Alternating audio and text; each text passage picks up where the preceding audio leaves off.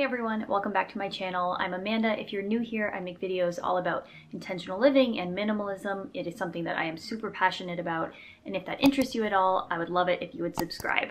And in today's video, I want to touch on some minimalist habits that I have adopted over the past few years that have helped me to save more money. Because truthfully, while minimalism has countless benefits, and I've seen countless benefits in my own life and my family's life, the financial benefit to minimalism is huge and I think very worth talking about. And so let's talk about it.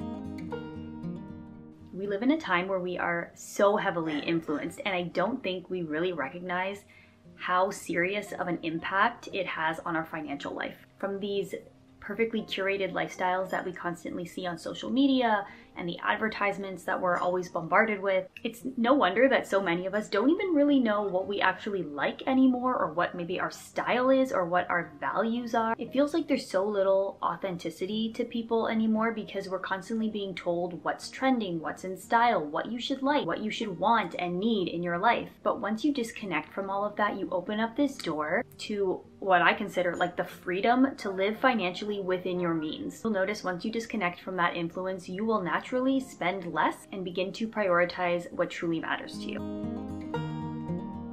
Before you make a purchase, ask yourself, do I have a designated home for this item in my home? I know it sounds really simple, but it's actually a very effective question and method that you can use to prevent a lot of impulsive purchases. I'm sure we've all been guilty of we're out shopping and you see something and you've almost said the exact words like, oh my goodness, this is so cute. I don't know where I'd put it, but it's really cute. I should get it. Something along those lines. You almost know you don't have a place for it in your home. You don't really have a purpose for it, but it's something that you saw and that you like, and so you purchase it without really having a place for it in your home. By using this simple question of, do I have a home for this item, it'll encourage more mindful consumption and also prevent clutter from accumulating in our homes. So you save money and you prevent clutter. It's a win-win.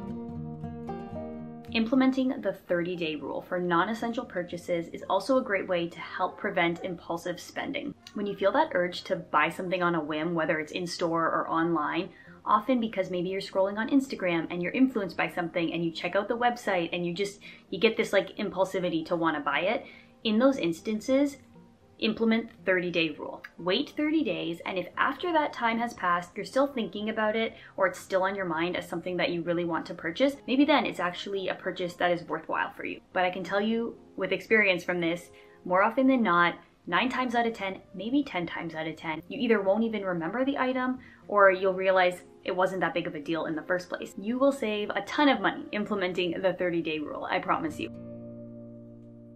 If we're honest with ourselves, I think most of us spend a lot of our money on things that we want because a lot of us already have our basic needs met. And there isn't anything inherently wrong with buying things that we want, but if your goal is to save more money, then looking at an item or a purchase as a want versus a need, it's going to allow you to be a lot more intentional with your purchasing. Making a list can also be very helpful with this. So literally creating a list of wants and needs, and anytime you think of something that you want to purchase, write it down in the wants or needs column, and you'll see that more often than not, the wants column is significantly longer than the needs column. Doing things this way can actually allow your focus to go towards your needs first, and then you'll see once your basic needs are met, okay, does my budget allow for some of the things that maybe I want to purchase? Instead of constantly buying new things, get creative with the stuff that you already have at home. I would say almost 100% of the time, I have been able to avoid what I would consider an unnecessary purchase because I just found something around my house that can serve the same function, or I can use in place of whatever item I was going to purchase. Practicing gratitude for what you already have instead of constantly seeking more will begin to shift your focus and your spending habits. You will be surprised at how quickly you actually recognize the abundance that surrounds you in your life. One of the most significant benefits of minimalism in my life has been this mindset shift of truly recognizing how blessed I am and all that I have, and to learn that the answer isn't always more or bigger or better. Make this a regular habit because subscriptions, monthly fees, these are the type of things that will slowly creep up on you.